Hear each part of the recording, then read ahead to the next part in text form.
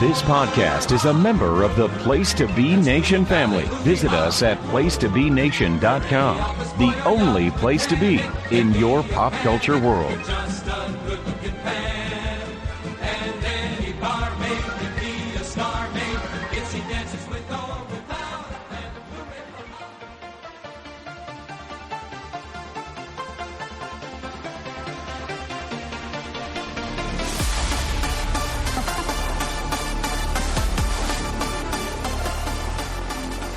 Place to Be Nation Pop Experience. Welcome to today's edition of the movie review of the day. I am Andy Atherton, back here with you, get you through another week here on the movie review pod series, my second installment of the week. And today I'm going back to 2021 to talk about the movie Mortal Kombat. Now, this is the third entry in the Mortal Kombat franchise. I believe it is unrelated, though, to the first two, which was Mortal Kombat in 1995, Mortal Kombat Annihilation in 1997. And the reason why today I am doing this movie is because there is a sequel coming out, I believe, next week, or this weekend, Mortal Kombat 2, and I will hopefully be back talking about that. We have a theme week next week, so we try to skip over current reviews of movies to keep theme weeks intact. But I'm looking forward to this. I did enjoy this movie. Let's talk about the franchise first. So, growing up, a big video game player, right? Mortal Kombat was one of my favorite games I used to play. It grew. I kind of fell out of it after a while. Like after probably like Mortal Kombat 3, I really hadn't played much. I did love the original. It was funny because and we have a Street Fighter movie coming out later this year, which I will see also. Those two kind of were there. I mean, I'm trying to think. It's not really a rivalry, I would think. People like me, like I play both. Is there a preference? I kind of preferred Street Fighter at the time because Street Fighter 2, we had it at my first college I went to. I really got good at playing all the characters. Mortal Kombat I was good at, but it just, I don't know. It was, maybe I did like the cartoony-ish more nature. Like Mortal Kombat was more, that was realistic, but it was definitely bloodier with the fatalities. It was just, I don't know. It was a little more serious, I guess, I would think. I don't know. But I did enjoy playing the video games. And then we had the two movies, which I have not seen in a long time. I remember we had the first one, and I've had a pretty banging soundtrack. I remember playing that at my college radio station. A lot of techno music, which was really big at the time. My favorite part of that movie is when Lizard enters, because we see this lizardy creature, and he ends up getting thrown into a skeleton, and he kind of forms and comes to life. It's a really cool scene. So when this was coming out, we were just coming, the pandemic was still going on. I believe I did go see this in the movie theater. It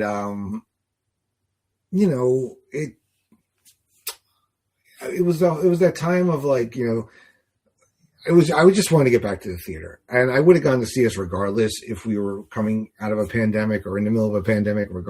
I did go see this. I do remember. So the logline for this movie is MMA fighter Cole Young seeks out Earth's greatest champions in order to stand against the enemies of Outworld in a high-stakes battle for the universe. Now, look, it's hard to translate video games sometimes to the movies, right? They've done, it depends on how seriously you want people to take it. Look, the Super Mario movies, I did review Mario Galaxy. Look, there is a severe lack of plot in that movie. There is a plot, but it's flimsy, right? So how do we take these fighters fighting in a tournament to make it into a cohesive story and not just people fighting and beating each other up, right? And it's difficult. And they do a decent job in this movie. We have some good actors. We have Louis Tan, who he appears in a lot of stuff. He was most recently, from what I can remember, on Cobra Kai. We have Jessica McNamee, Josh Lawson, who I like as an actor. And it was funny, too, because when I'm looking up this movie to do this review, I'm like, wow, he was Kano? I did not remember that was him. Maybe because I had not watched House of Lies yet, and he's currently on St. Dennis Medical, so I don't I get it with him. I guess I didn't put two and two together. Mechad Brooks is in this as Jax. We have Tanabu Asano as Lord Raiden. We have Hiroyuki Sanada, who you see him in a lot of things. I think he won an Emmy for the remake of Shogun. Very, very good. He's been in some Marvel films. He's one of those, like, you know him. He's appeared in a lot of martial art movies. He has been in the John Wick movies. Yeah, just a really good actor.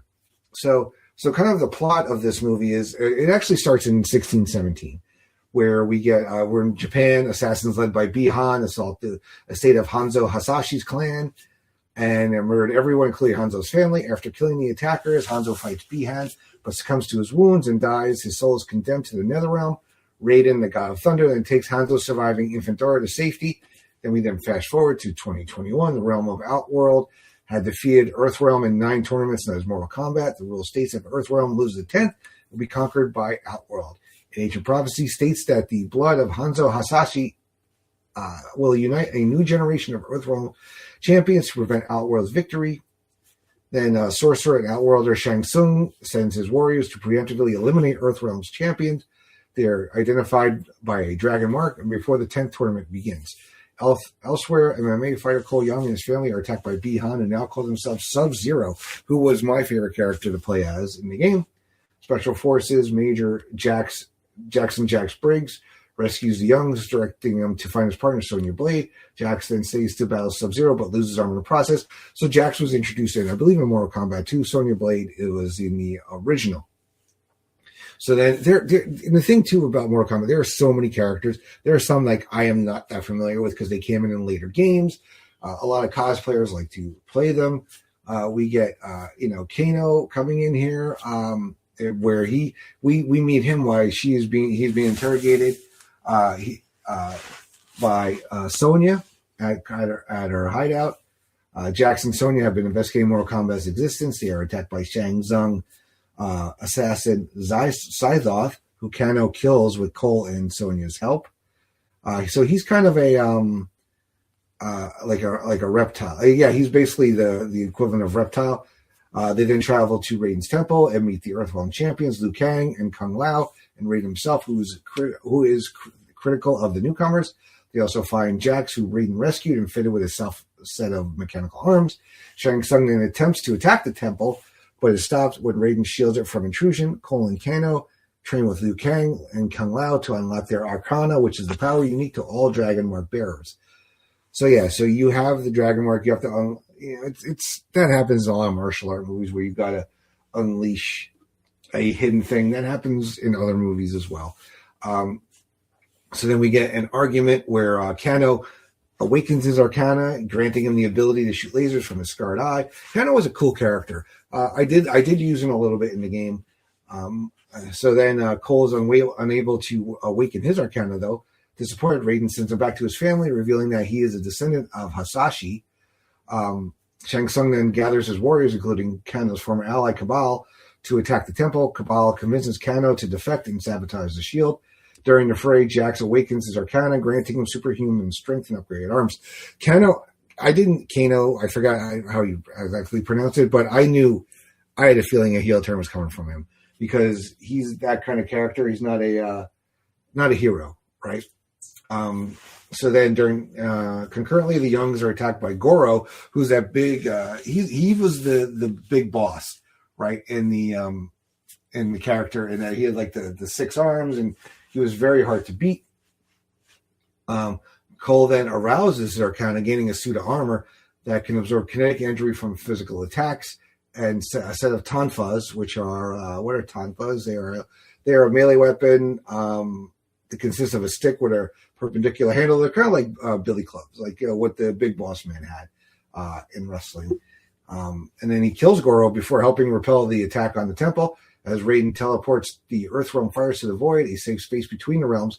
Sub-Zero attempts to stop Cole. However, Kung Lao saves Cole from Sub-Zero, only for Shang Tsung to take his soul. Then Cole proposes a plan to force Outworld champions into single combat with them before neutralizing Sub-Zero together. Bring to the plan, Raiden then gives Cole Hanzo's kunai. Kunai is a Japanese multi-purpose tool. Looks like a masonry trowel, which still has Hanzo's blood on it. Raiden then transports Cole and his allies to their targets while defeating All World champions. Sonya kills Kano, acquires his Dragon Mark, gaining the ability to fire energy blasts from her arms. Sub-Zero abducts Cole's family to lure him into a one-on-one fight. Overpowered, Cole uses the kunai and drains blood from her, releasing Hanzo as the vengeful specter Scorpion. Another cool character from Mortal Kombat, probably the most, after the line, Mortal Kombat, the most iconic line, get over here, when he would shoot that thing and bring over, and it also had a very cool fatality. Recognizing Cole as his descendant, Scorpion helps kill Sub-Zero and free his family. I was very conflicted there, because I was a Sub-Zero guy growing up, but now Sub-Zero's the bad guy. And Scorpion was like always like a guy I like to, those were a lot of great fights also in the game between Sub-Zero and, and Scorpion. Then thanking Cole for freeing him and requesting that he take care of the Hasashi bloodline, Scorpion departs as Raiden and the other champions and Shang Tsung arrive. Shang Tsung threatens to bring armies instead of individual fighters next time they meet. Raiden then banishes him, declaring his intention to train new warriors for the next tournament and assigning his current champions to recruit them. Cole then departs to LA to search for martial arts movie star Johnny Cage. And that's where we're going to lead into the new movie with Karl Urban debuting as Johnny Cage. Now, I know The Miz, the wrestler Mike Mizanin, had wanted to play that role. I kind of like Karl Urban. He has really grown on me. Maybe it's because Billy the Butcher has really become one of my favorite TV characters of all time. It's going to be weird hearing him with a non-British accent again. I know he's had a British accent in a lot of things when he was Scourge, but he was also played Bones in the most recent Star Trek franchise. But I'm looking forward to this. It's cheesy. It's kind of ridiculous. I mean, look, it shoots for a target audience. I think this movie is going to do well. It's going to make a lot of money overseas. Hopefully China, it gets released there. That's really the key, especially with movies like this. If the new one gets released in China, it will make money. There's always really good music that go along with it. Let's see, how did it do? It did all right. Here it grossed 42.3. The original, the one I'm talking about today, grossed 42.3 million in the U.S. and Canada, at 42 million worldwide for a total of 84.4. So, it did okay. It got a 55% on Rotten Tomatoes, which is kind of expected, but I'm looking forward to the sequel. And look, you've had your chance to see this film. It came out 5 years ago. So if I spoiled it, sorry. I mean, look, it's based on a video game. You know that things are going to happen kind of based on the video game, and depending on how much they see legs in the franchise, whether they kill off certain characters or not. It was kind of sad to see Kano killed in the first movie because he's one of the OGs, but we'll see. Johnny Cage was absent. I guess they kind of already planned to introduce him in the second one. I mean, there's still a big roster of fighters we have not met yet, which is really smart. Let's not, blow everybody in one foul swoop. But I definitely, I would recommend this. I would recommend watching this before seeing the new one. And that way you kind of have that feeling. I may go back and rewatch it. I have seen bits and pieces of the first two here and there since I did see them originally back in the 90s. They're fine. If you like the video game, you'll I'm not saying necessarily you'll like the movie, but you'll watch the movie. Let's just say that it's cheesy. The effects are in the original Mortal Kombat movie. The effects are not good. They're a lot of stop motion, and just like very, very cheesy. It's really sad because we had the original Jurassic Park was released in '93, and a lot of those effects still hold up. So why couldn't they do that kind of stuff there? Maybe they didn't have a bigger budget. They didn't get the right people. Who knows? Anyway, so it's a good movie. If you're into the game and you're planning to see the sequel, recommend it. And yeah. All right. So, Steve will be here tomorrow to close out the week and let you know about our next theme week, which is, again, we try to, with the theme weeks, we try to go based on what's coming out in the theaters to kind of get people in the mood for whether it's a certain genre or a certain time of year or something like if it's a big franchise, like we have a Toy Story week coming up later, we have a Spider-Man week coming up later, because we have, there's enough movies in the canon to fill a 5-day-a-week podcast series. All right, so that's what we're going to today's edition. Thank you all for all the support. Continue to support everything else we got going on here on the PlayStation Nation Pop Experience, and support our friends at the PlayStation Nation Wrestling Network, the North-South Connection, and the Backbone Wrestling Network, all with YouTube channels and podcast feeds. All right, so hope you guys have had a great week, and come back tomorrow. I'll be back next week. So till then, take care.